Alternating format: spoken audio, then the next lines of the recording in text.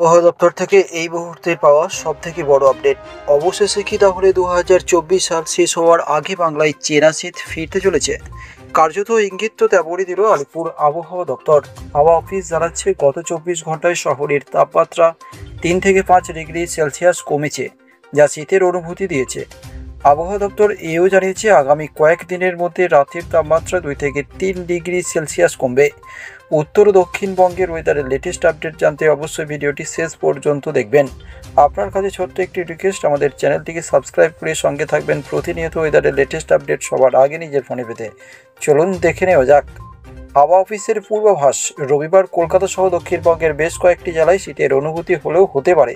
যাই হোক, আজ সারাদিন কোথাকার আবহাওয়া কেমন থাকবে জেনে নিন বিশদে।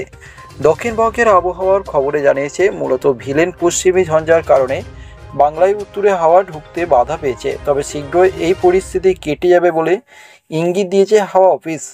মৌসুম ভবন জানাচ্ছে ছুটির দিন সকালের দিকে দক্ষিণবঙ্গের বিভিন্ন জেলায় হালকা কুয়াশা পড়তে পারে। আজ আবার বৃষ্টি হতে পারে বীরভূম, মুর্শিদাবাদ, পশ্চিম বর্ধমান জেলায় জারি করা হয়েছে সতর্কতা।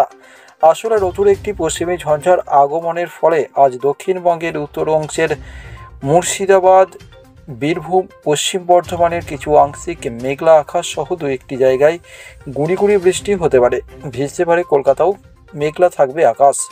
এরপর উত্তরবঙ্গের আবহাওয়ার পূর্বাভাসে জানানো হয়েছে দার্জিলিং, জলপাইগুড়ি, কোচবিহার, উত্তর দিনাজপুর, মালদহের মতো উত্তরবঙ্গের বেশ কয়েকটি জেলায় ঘন কুয়াশার সতর্কতা জারি করা হয়েছে। এছাড়া উত্তরবঙ্গের দার্জিলিং ও কালিম্পংয়ের উঁচু পার্বত্য অঞ্চল হালকা থেকে মাঝারি তুষারপাত ও শিলাবৃষ্টি দেখা যেতে পারে। এমনকি বৃষ্টি হতে পারে কালিম্পং, জলপাইগুড়ি, আলিপুর এবং কোচবিহারের। আগামীকাল সোমবারের আবহাওয়ার খবরে দক্ষিণবঙ্গের জেলাগুলি ফের কমতে পারে তাপমাত্রা।